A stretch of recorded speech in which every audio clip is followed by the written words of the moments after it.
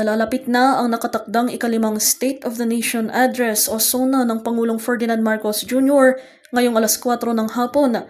Bago ang naturang talumpati, ibinahagi ng ilang residente ng Baguio City ang kanilang mga hinaing at mga isyong nais nilang mabigyang pansin ng Pangulo.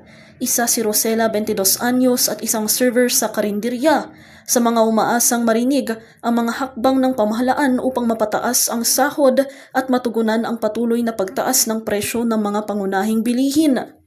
Para sa akin po, ma'am, itaas na yung sa mga sahod ng mga workers. Kasi kung mga lang naman yung bibigay, yung tag na nun yung bibigay na pera na 2,000 na tulong. Yun yung hindi na dapat na ibigay. Dapat dagdagan na lang yung sahod ng mga workers kasi yun naman ang kailangan namin. Yung para hindi na mag-abroad yung mga workers na katulad ko. Siyempre naka-apekto po sa amin, ma'am. Kasi 22 pa lang po ako pero nape-pressure na ako. Kasi nung kabataan ko po, yung mga bilihin, mga piso, may 5 ka pang nabibili.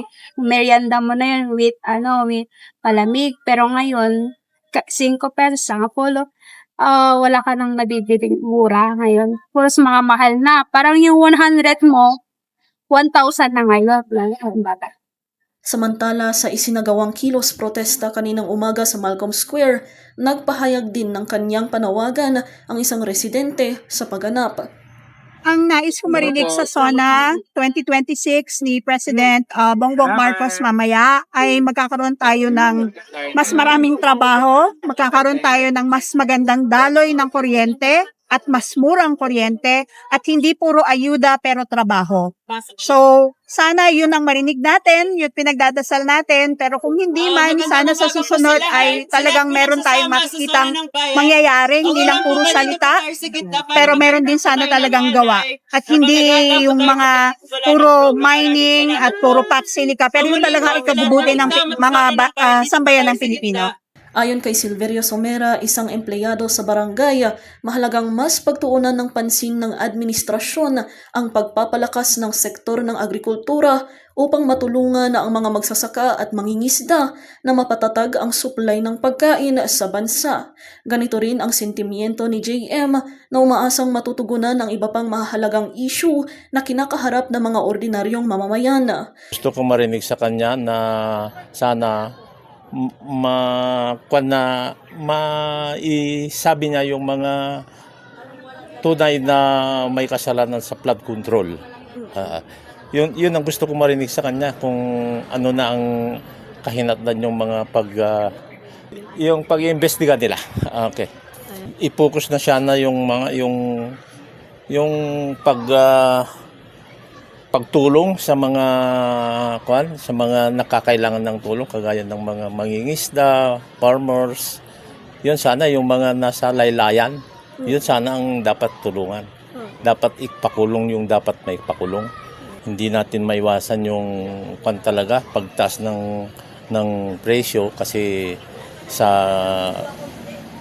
nangyayaring digmaan sa Middle East. Siguro more on agriculture kasi kawawa naman yung mga ating farmers na mas lalong nababaon sa utang kasi di ba minsan may typhoon, tapos yung ginagamit nilang abono, fertilizer, etc. ay galing pa sa utang.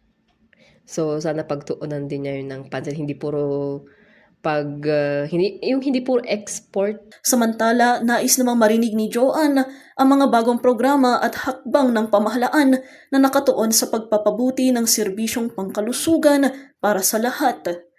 For me, kaya't kung una ni President Marcos, the agriculture can help. Of course, first of all, we are agricultural country. So kaya't kumat nga mumaymayat mati agriculture ti Pilipinas can of course health gaputan nag-adu ti problem when it comes to health. So day kumati unan.